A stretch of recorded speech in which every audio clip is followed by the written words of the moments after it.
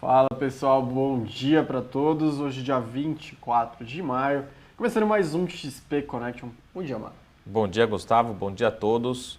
Obrigado pela presença. Como de costume, o Gustavo vai fazer a apresentação dele, vai comentar um pouco sobre a apresentação. Antes disso, eu fico aqui no chat recebendo as perguntas sobre economia e investimento de ações. Muita coisa aconteceu, né, desde a quinta-feira para cá. Então a gente vai falar um pouco sobre isso. E o programa hoje, principalmente em relação a ações, ele é bastante genérico. Então eu vou responder as perguntas que vierem aqui para o chat.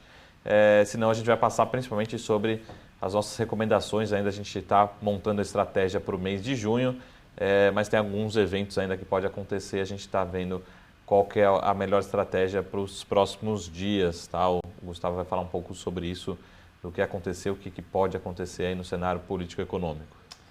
Pois é, Marco. Lembrando a todos que se tiverem alguma dúvida ou tiver algum problema no áudio, na imagem, só mandar no chat que a gente atende a vocês rapidamente. A ideia hoje é simplesmente passar, falando um pouquinho sobre a crise política e abrir bastante para perguntas. A gente falou bastante no vídeo, quem é cliente da XP recebeu na quinta-feira passada um vídeo que a gente gravou. Hoje a gente, então, além do vídeo, a gente abre para perguntas, tentar comentar rapidamente. A apresentação é simplesmente falando qual que seria o possível desfecho. Eu acho que a ideia geral agora sobre essa crise política que a gente está é que, por enquanto, a gente só tem uma crise política, ainda não é uma crise econômica, e o mercado vai reagir da seguinte forma. Conforme a gente veja que tem uma solução no horizonte, o mercado vai reagir bem, porque tudo indica que a solução, como a gente vai mostrar na apresentação, vai ser em linha do que está hoje no governo. Conforme a gente tem as sinalizações que vai demorar mais ainda para resolver essa crise, aí o mercado vai reagir mal. Então, botar rapidamente na tela a ideia aqui só maximizar aqui. O que a gente tem de desfecho possível para essa crise política, né? Calma aí, tá entrando. Foi, opa. Então, tá na tela já. É o seguinte, pessoal, a gente, por enquanto, a gente já tem como opções. Primeira opção, obviamente, seria o presidente Michel Temer continuar no cargo e ele continua com, digamos, força. Ele consegue recuperar de alguma forma, ele consegue acabar com as acusações e a base se aglutina em torno dele e segue o governo. Essa é a primeira opção, lembrando que ela está sendo considerada, não pode ser descartada ainda, embora a maioria dos analistas já considerem ela muito improvável, mas essa é uma das opções. Então, Michel Temer continuaria, o presidente segue com a agenda e vida que segue. Aqui na tela a gente colocou outros 6 nomes, que são 6 nomes que estão sendo mais cogitados, digamos assim, por jornalistas, por analistas. Seriam eles o Rodrigo Maia, porque o Maia está aqui. Porque o Maia seria a sucessão, digamos, natural. O que acontece caso Michel Temer renuncie ou seja cassado via TSE. Lembrando que a gente tem para o dia 6 de junho o julgamento do TSE que vai provavelmente julgar a chapa da Dilma e do Michel Temer para as eleições de 2014. Se caçar a chapa, os dois teriam que ficar fora do governo. Dilma já tomou impeachment, o Michel Temer seria retirado. O Rodrigo Maia assume e em até 90 dias convoca eleições indiretas, poderia continuar, poderia não continuar, aí depende do Congresso. Por que a gente destaca que ele poderia continuar também? Porque, primeiro, o Congresso muito provavelmente votaria em um nome que faz parte da base atual, né? A base que está governando. O Congresso não vai querer perder poder e entregar para alguém sendo que eles já estão com vários acordos, já estão com vários postos nos ministérios. Os partidos que já estão governando não vão querer abrir mão do poder que eles ganharam durante o governo Temer. Então faria sentido que não só o Rodrigo Maia, mas o nome que entrasse fosse alinhado com eles. O Rodrigo Maia também tem, para sua vantagem, ele é o presidente da Câmara dos Deputados, então ele tem para negociar, justamente, ele tem um poder de barganha muito grande, que é justamente ser o presidente da Câmara, e esse cargo vai ficar disponível se ele for alçado para presidente da República. Aí os outros nomes que surgiram, aí seriam nomes que seriam indicados via eleições indiretas, muito provavelmente, ou a Carmen Lúcia, caso fosse o Rodrigo Maia ficasse indisponível para estar fazendo parte da linha sucessória. Mas o Henrique Meirelles, ele tá aí porque justamente ele é o nome forte do governo que teoricamente não está ligado a nenhuma das investigações. Então seria um nome que acalmaria, porque hoje em dia acho que qualquer um dos nomes que assumir, além de ter que deixar claro para a população que ele vai continuar dando prosseguimento com a Lava Jato, ele também tem que deixar bem claro que a agenda econômica que está sendo posta em prática vai prosseguir. Acho que fica, além da Lava Jato, hoje se acrescenta esse segundo elemento, que é a agenda econômica. A gente tem o Nelson Jobim, que é um nome colocado justamente porque ele não é do PSDB, nem do governo atual, que não teria, teoricamente, uma intenção de se candidatar para 2018 nas eleições presidenciais. E ele tem, o que falam é que ele tem boa passagem tanto por PT quanto PSDB, e ele é do PMDB, ligado ao PMDB. Ele já foi ministro do FHC e foi ministro do Lula. FHC ele era da Justiça do Lula, ele foi ministro da Defesa. Então ele seria um nome que seria bem recebido pelo mercado, porque ele atuaria de forma mais neutra de todos os nomes que estão sendo cogitados. Aí tem dois nomes do PSDB, o Fernando Henrique e o Tasso Gereissati. Esses nomes, ou grande resistência, obviamente, são por conta deles serem do PSDB. A oposição reagiria bem mais forte do que com os nomes acima. Lembrando que o Meirelles ele também teria algum tipo de resistência por conta dele ser um nome teoricamente presidenciável para 2018. Então, não sei se teria algum tipo de resistência quanto ao nome dele. Mas, de qualquer forma, lembrando, a ideia é que o primeiro cenário seria o Temer continuar, o segundo seria essas eleições indiretas com algum desses nomes acima. Pode tirar agora, acho que da tela. Acho que agora a gente vai tentar abrir um pouco bem mais para vocês perguntarem sobre os cenários, o que vocês querem que a gente entre mais no detalhe entre câmbio, bolsa, o Marco pode completar, mas acho que no geral a ideia é mais essa agora, né, Marco? Primeiro a gente tem que ver qual vai ser o desfecho para depois realmente se posicionar, porque por enquanto a gente não tem nenhuma sinalização de o que vai acontecer, né? Acho que uma manchete boa que a gente viu no jornal hoje era que o Temer só cairia se a gente já tivesse a alternativa definida. Acho que a Dilma só teve o processo de impeachment, os deputados falando com mais alto, assim, não falando tão tímidos, quando realmente teve a ponte para o futuro do Temer, quando o Temer mandou aquela carta para Dilma, quando já tinha bem claro qual seria o cenário alternativo ao quem estava no poder. Então, acho que é isso que é o essencial para os próximos dias, acompanhar se realmente vai se traçar ou que o Temer vai conseguir se manter ou que realmente teria alguma alternativa já em vistas. Bom, para quem acompanhou o nosso vídeo aqui para os nossos clientes na quinta-feira mesmo que a gente gravou, eu e o Gustavo, a gente passou para todos os clientes da XP, mas reforçando a grande diferença lá do impeachment com esse cenário atual que a gente tem, é que lá no impeachment a gente tinha basicamente dois cenários, né? Seria praticamente jogar uma moeda para cima e a gente conseguiria ter probabilidade de um cenário acontecer mais do que outro, né? Então a gente conseguiria se preparar e nos direcionar nossos investimentos, nossas recomendações para tal cenário. Hoje o que a gente tem uma gama muito grande de cenários e uma probabilidade ainda incerta para cada cenário acontecer, né? Qual foi a recomendação que a gente passou desde quinta-feira? Não assumir, não incorporar esse pânico, né, que realmente acabou acontecendo, principalmente na quinta-feira, e não tomar nenhuma decisão drástica, nenhuma decisão radical nos investimentos. Em termos de carteira recomendada, a gente está fazendo a nossa reunião de estratégia na semana que vem, a gente vai fazer a reunião na semana que vem, mas a gente já está começando a analisar os possíveis cenários para tomar a melhor decisão para o mês de junho. Mas realmente surgiram algumas oportunidades, a gente acredita que o cenário econômico, principalmente para determinados players, para determinados cases, não foi afetado, né? Deve ser afetado de uma forma muito marginal, muito pequena, como foi o caso de um Itaú Unibanco, né? Na quinta-feira a gente teve o Itaú Unibanco caindo quase 20% na abertura ali, depois no final do dia acabou reduzindo um pouco as quedas, mas não tem como um Itaú Unibanco da noite para o dia perder 1/5 de valor em bolsa de um banco que deve manter uma lucratividade muito alta, isso independente do cenário político aí, pode trazer turbulência, mas não deve ter grandes revisões de lucro, de expectativa de resultado desse banco, deve continuar entregando rentabilidades extremamente altas, tá? Então, realmente surgiram algumas oportunidades e a gente está medindo qual que deve ser as melhores oportunidades aí para o mês de junho. Mas uma coisa é certa, o conservadorismo, a gente vai ter que aumentar o conservadorismo agora, no curto prazo.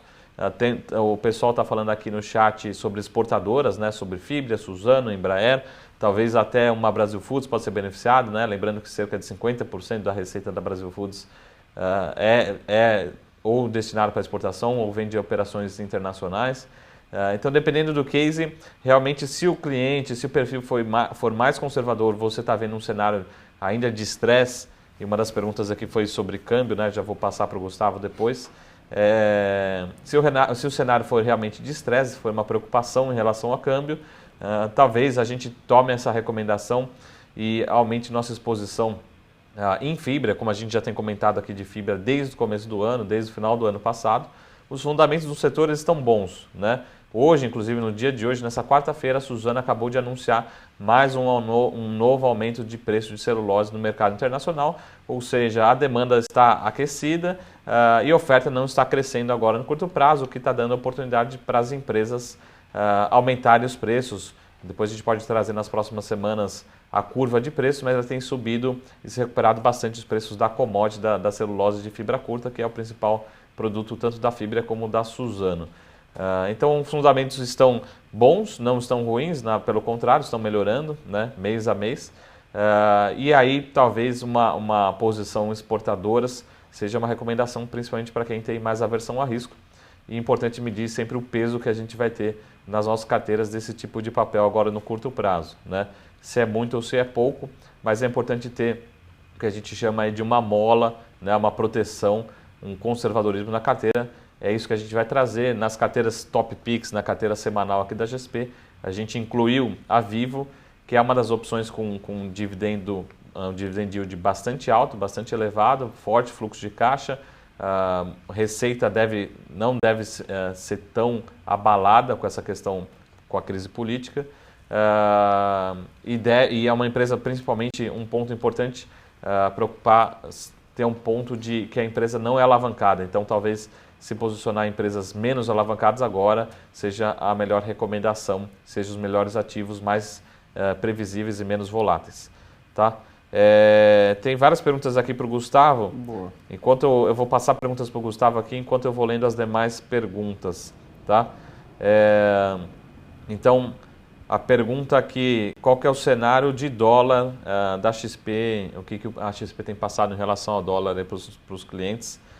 Lembrando que depende, né, principalmente os ativos mais líquidos, né, dólar, juros, eles devem continuar voláteis no curto prazo e depende muito do cenário político que deve ser decidido talvez nas próximas semanas ou nos próximos meses, mas a gente tem uma visão e o Gustavo vai passar aqui a recomendação que a gente tem passado para todos os clientes da XP em relação às moedas, né? Pois é, Marco, a pergunta do Brito aqui. O que a gente está falando de dólar, basicamente, é que vai em linha com o que a gente falou. Se demorar muito para ter alguma perspectiva de final dessa crise política, vai pressionar mais para desvalorizar o dólar. Se tiver alguma sensação de que já vai resolver rápido, aí, obviamente, tem uma pressão para o real se valorizar a chamada americana. Mas o que pegou um pouco na semana passada também, ainda está pegando um pouco, agora menos, era que o dólar mesmo em si, a moeda americana, estava se enfraquecendo frente às principais moedas, porque está um ceticismo bem maior lá nos Estados Unidos que o presidente Trump vai conseguir avançar com a agenda de reformas dele, avançar com os investimentos em infraestrutura. Enquanto esse ceticismo estiver grande, vai ser difícil falar que o dólar vai se fortalecer frente à maioria das moedas, então o real não vai perder força frente a ela também. Mas eu acredito que assim, o dólar não vai explodir de novo, desvalorizar muito, precisa ter um desfecho muito negativo, algo que não parece que por enquanto que vai acontecer. Ele realmente deve ficar um pouco mais fraco do que ele estava antes dessa crise política e deve ter essa tendência realmente, porque até juntando com uma outra pergunta do Novato, qual é a perspectiva do cenário macro, a perspectiva é que piorou bastante, né? Piorou a recuperação econômica que estava começando a dar sinais que ocorreria, que esse segundo semestre seria mais forte. Agora ela ficou bem mais para frente, acho que isso já é garantido. O dólar estava se valorizando bastante, também porque a gente tinha a perspectiva de que as reformas fossem aprovadas e já era certo, já com as reformas passando, que tudo bem, a gente vai continuar tendo esse ano de um déficit fiscal muito forte, no ano que vem também, mas que para o próximo mandato, daqui para frente, a gente já estava estabelecendo que as contas públicas não vão explodir, que a gente vai conseguir respeitar a PEC do teto de gastos, então que a relação da dívida pública do país ela não ia explodir mais para frente. Então esse é o problema, assim, por isso que o dólar também não volta àquele patamar mais valorizado, a não ser que a gente tenha a perspectiva de realmente voltar até a votação e daqui para frente. Mas juntando com a outra pergunta de novo, o cenário macro piora, a gente tem o empresário que estava pensando que a economia estava se recuperando, ele já fica com o pé atrás de novo, se ele realmente já está na hora de contratar, de fazer um investimento mais forte. O consumidor que já estava começando a ver a sua situação financeira um pouco mais confortável, ele mais uma vez fica em dúvida se ele já está realmente pronto para fazer uma compra um pouco mais cara, se ele pode pegar algum crédito para fazer algum consumo um pouco mais agressivo. Isso tudo atrapalha com essa situação turbulenta, porque aumenta a incerteza e diminui a segurança, tanto do empresário quanto do consumidor. Acho que esse é o efeito imediato dessa crise. Mas lembrando que, caso a gente já tenha um desfecho breve, ou já tenha uma sinalização que o desfecho vai ser positivo, que realmente não, continua tudo, aí a gente pode ter uma reversão desse cenário bem rápido. Bom, me perguntaram aqui sobre minério de ferro e petróleo, né? Eu acho que é um tema relevante, é um tema importante aqui para Petrobras e para Vale, mas acho que hoje, depois do rebaixamento da Moody's, já há uma sinalização talvez de que realmente a preocupação em relação às principais commodities, principalmente em minério de ferro, pode ser aquilo que a gente vinha falando. Desde março desse ano, as teorias mais pessimistas, que a gente chama os bearish, né, vieram ganhando força, e o minério de ferro saiu lá do patamar de $90 para o patamar de $60. Infelizmente, a gente acredita que esse cenário de curto prazo deve ser o que deve ganhar força, que deve prevalecer no curto prazo. Ou seja, a gente não vê o minério de ferro performando bem forte, né? A gente não vê fundamentos para justificar que o minério de ferro vá voltar a se valorizar rapidamente no curtíssimo prazo, e pelo contrário, com esse rebaixamento da Moody's, né, e ainda colocando a China em perspectiva negativa, mostra que existem sinalizações, existem fundamentos para que o minério de ferro, ou seja, no lado da demanda, já que no lado da oferta, tanto a Vale como os seus principais concorrentes estão colocando oferta adicional, principalmente pela Vale no projeto S11D, estão jogando oferta adicional e a demanda não está reagindo, não está conseguindo absorver toda a sua oferta adicional, e pode ser que o minério de ferro continue, a gente não espera que ele derreta, que ele vá buscar os $50, mas deve continuar num patamar pressionado, numa tendência, possivelmente uma tendência de queda no curto, médio prazo. Essa é a nossa expectativa. A gente trabalha com um patamar próximo de $60 nesse mês, nesse curto prazo, mas com uma tendência de uma leve redução ao longo do segundo semestre. Esse seria o patamar natural em termos de fundamentos que a gente tem hoje. Mas, de novo, mais uma pressão vendedora, uma pressão de queda para minério de ferro ao longo do segundo semestre do que a gente não tem fundamentos que argumentariam que seria uma tese defensável para acreditar num potencial de valorização no minério de ferro agora no curto e médio prazo. No petróleo, acho que é a ponta inversa. A gente tem o petróleo, aquilo que eu falei para vocês já em alguns encontros aqui passados, principalmente no lado da oferta, principalmente a preocupação em relação ao OPEP. A OPEP ela demorou um pouco para se organizar, para divulgar no mercado, para se reencontrar, mas ela vem sinalizando já desde o final do ano passado que ela não quer manter o petróleo por muito tempo abaixo dos $50, que foi o que acabou acontecendo aí recentemente, o petróleo voltando aí para o patamar de $50. É isso que a gente acredita, que tem uma tendência de leves valorização, né, ao longo do mês de junho e ao longo dos próximos meses, mas nada muito forte. mas principalmente por conta de uma melhor organização e decisões por parte da OPEP por lado de oferta. Mas, de novo, não tem muito cenário para ter muita valorização, né? Lembrando que tem toda a parte de shale gas nos Estados Unidos, que vem ganhando competitividade nesse patamar de preços, né? Então, no lado de petróleo, a gente acredita numa tendência de valorização, mas também não é um cenário extremamente bullish, né? Extremamente forte para commodity agora no curto prazo, mas deve seguir uma tendência de valorização nos próximos meses. Boa, Marco. Tem duas perguntas aqui, uma do Ilan da SMP sobre o Copom da semana que vem. A gente já tinha uma expectativa que o Copom fosse acelerar para 1,25 de corte, mas com toda essa crise política a gente acha que o Copom vai manter o corte em cerca de 1%, de um ponto percentual. E muito porque também acho que não vale a pena para o Banco Central se indispor a criar mais uma manchete negativa em toda essa crise política, né? E a inflação segue controlada, acho que essa crise política vai pressionar, por um lado, o câmbio desvalorizando dá uma pressão na inflação, maior até do que a segunda parte que eu vou falar, que é justamente a crise se prolongando também pressiona a inflação para baixo, para o outro campo, embora a inflação seja puxada um pouco para cima com essa desvalorização do câmbio. Então eu acho que o Banco Central ainda tem uma situação um pouco confortável para seguir nesse ritmo de cortes de um ponto percentual, e não vejo muito por que mudar isso. Mas, de novo, a gente esperava que, tirando essa crise política, ele fosse acelerar. Mas agora, dado esse novo cenário, vai nessa linha.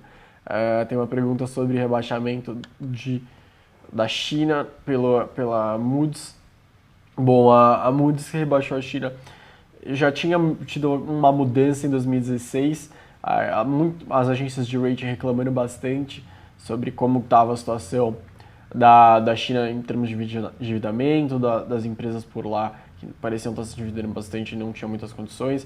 A relação dívida-PIB da China está encaminhando para ficar em níveis próximos do Japão, mas ainda não é uma população, uma economia desenvolvida a níveis do Japão, com taxas de juros tão baixas, enfim. Acredito que, por um lado, isso não vai ser tão prejudicial para o Brasil, isso deve ter um impacto de curto prazo nas commodities, minério de ferro, mas por outro, acho que a gente tem no final do ano um evento político bem importante por lá, onde Xi Jinping deve tentar manter ainda mais o poder e ampliar ainda o seu poder.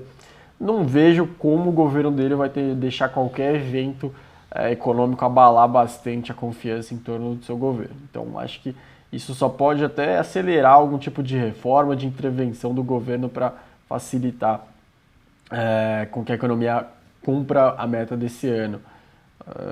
Também perguntaram aqui do Álvaro Dias se ele teria como, porque ele está na apresentação, o Álvaro Dias não, o Tasso Gereissati. O Tasso Gereissati, o nome dele surgiu porque ele não foi citado nenhuma vez em delações da Lava Jato, nenhum tipo de escândalo recentemente. Então ele seria um nome aceitável por parte do governo, mas de novo ele teria que ter algum tipo de acordo com a parte da oposição também. Ontem o Tasso deu uma amostra infeliz, ruim, na parte que ele é presidente da CAE, da Comissão de Assuntos Econômicos do Senado, e ontem por lá passou a reforma trabalhista, onde o senador Ricardo Ferraz foi falar a sua opinião sobre a reforma trabalhista, e foi uma bagunça quem acompanhou. Então foi uma impressão muito ruim para o Tasso Gereissati. Então o nome do Nelson Jobim até ganhou um pouco de força depois do evento de ontem, por ser um nome mais, digamos, mais firme para controlar o país num ambiente mais, num caldeirão que a gente está atualmente, né, Marco? Exatamente. Bom, tem várias perguntas aqui, eu vou anotando. Sobre small caps, eu acho que é legal vocês enviarem para a gente, pode utilizar o canal do Facebook, meu canal, para enviarem sugestões para os próximos encontros aqui.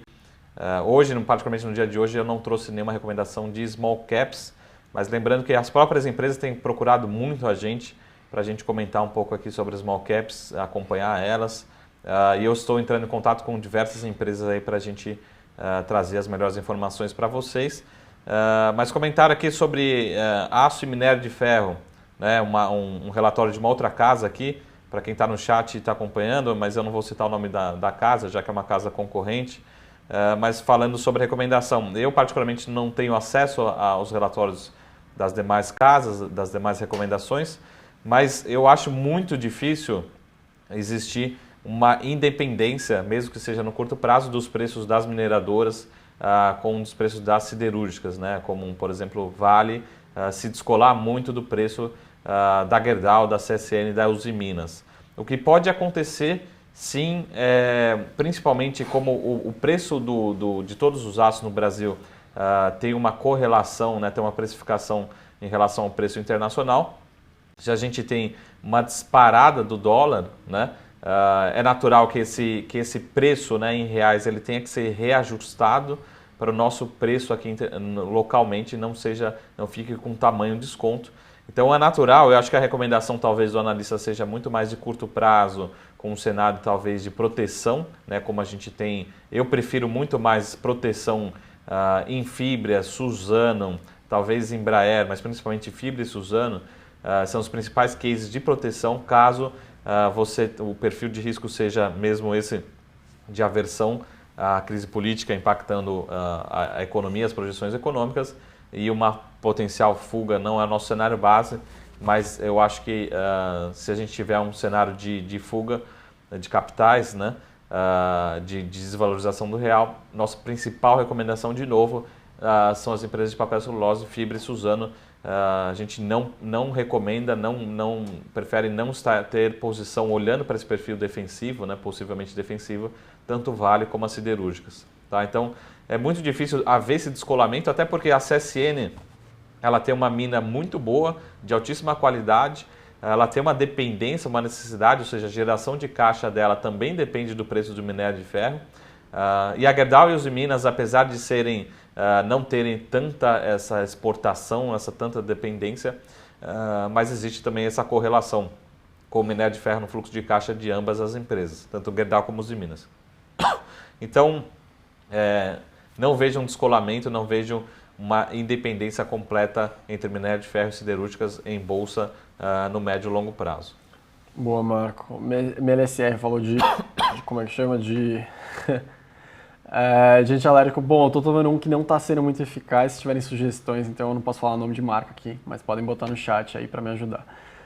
Eu acho que o Ilan, alguém perguntou sobre Lula em 2017 ainda.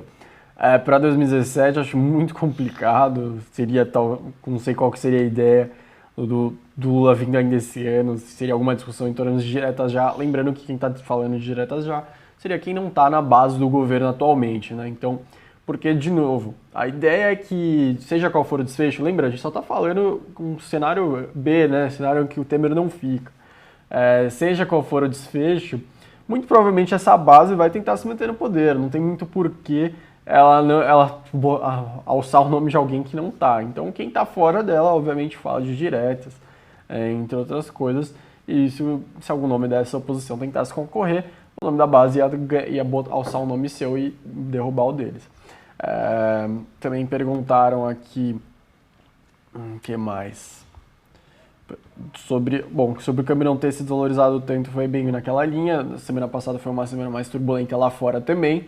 Talvez se não fosse isso, teria se desvalorizado ainda mais. Não sei se teria algo além disso. E perguntaram o que acontece se as reformas, se começar a ter alguma sensação de reforma. Agora eu me perdi na pergunta aqui. Mas que as reformas não passem, né? Se o mercado começar a sentir que não vai passar.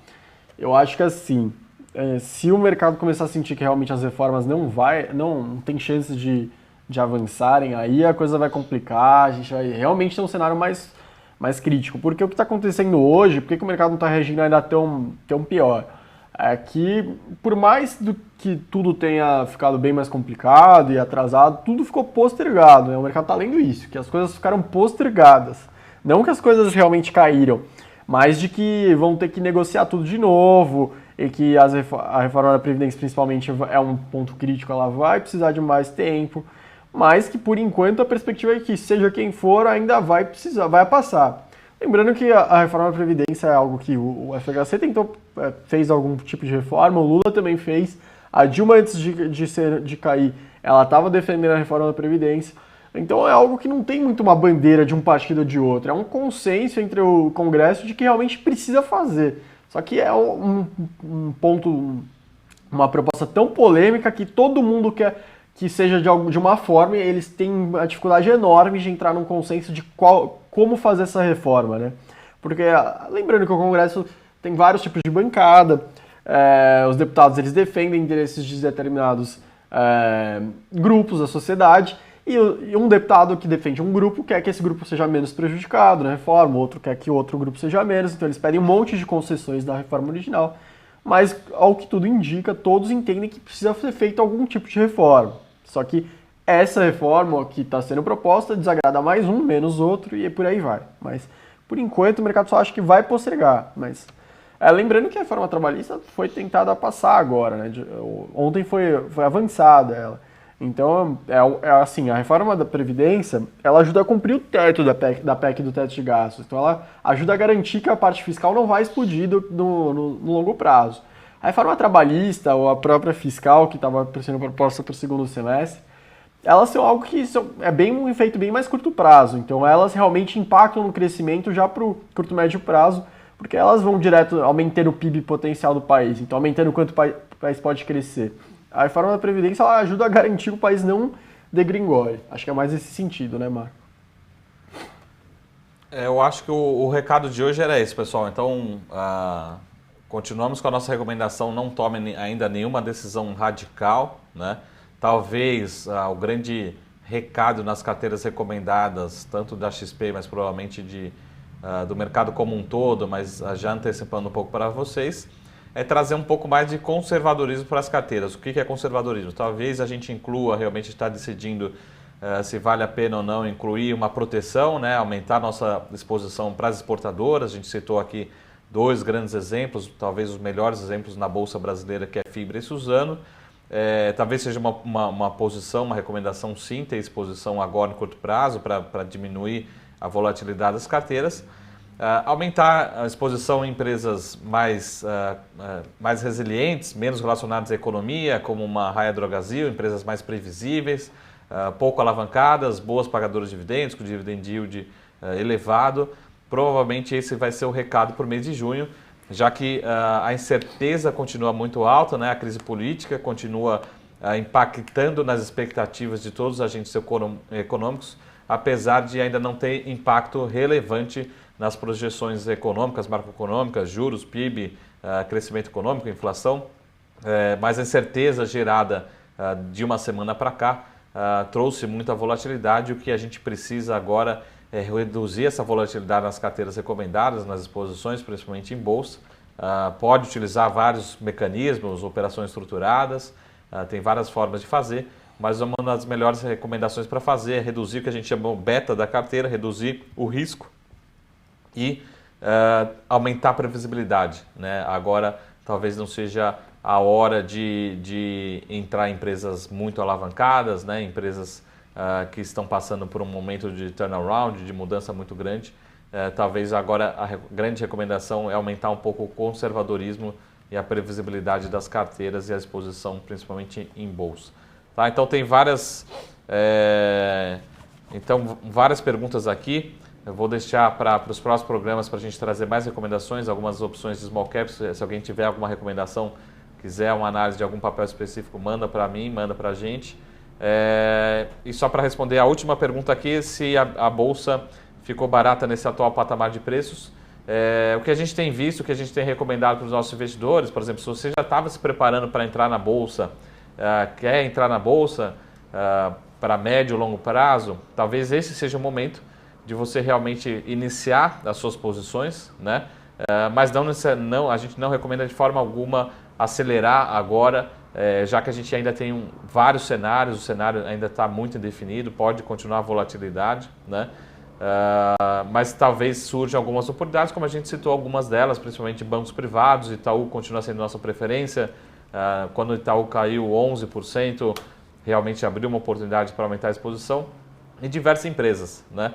Apesar, por exemplo, Petrobras, a gente já falou aqui de vários programas sobre Petrobras, se tiver uma volatilidade muito grande no papel novamente, pode abrir oportunidade. A gente continua confiante na entrega dos bons resultados, na atual gestão, né? Isso com certeza, se o petróleo não ajudar, não atrapalhar, já é uma grande ajuda, ou seja, se o petróleo ficar nesse patamar, o papel da Petrobras tem um grande potencial de valorização. Então, olhar mais para os cases que estão entregando boa rentabilidade operacional, que são mais previsíveis, né? O caso da Petrobras já é uma empresa que já vem alguns trimestres entregando bons indicadores, melhora contínua de bons indicadores, mas empresas mais sólidas como Itaú e empresas mais previsíveis com case de dividendos como uma Vivo se tornam boas opções nesse momento de volatilidade, né? Então, esse é o recado que a gente passa para vocês hoje. Espero que na semana que vem a gente tenha um cenário um pouco mais definido, né, principalmente em termos políticos, que acaba ditando aí nossas expectativas econômicas e de investimentos. E aí a gente pode comentar também de algum papel de small caps que a gente vem analisando aí de acordo com as sugestões que vocês tiverem. Tá Boa. bom? Eu acho que era isso da minha parte. Mais alguma pergunta aí destinada Não, eu tinha perguntado à minha política? rápido, eu tinha perguntado de chances do Brasil ser rebaixado, se, obviamente, essa crise parecia que realmente não tem chance de acabar tão breve, então as reformas vão ficar cada vez mais para frente. Aí sim existe a chance do Brasil ser rebaixado. Lembrando que se não passar a reforma da Previdência, acho que, se eu não me engano, em 2020, o Brasil já estoura 100% de razão de dívida PIB, o que não está longe, né? Parece que está um pouco, mas na verdade não está muito longe, não. Então isso já seria mais do que razão para que as agências rebaixem ainda mais o Brasil.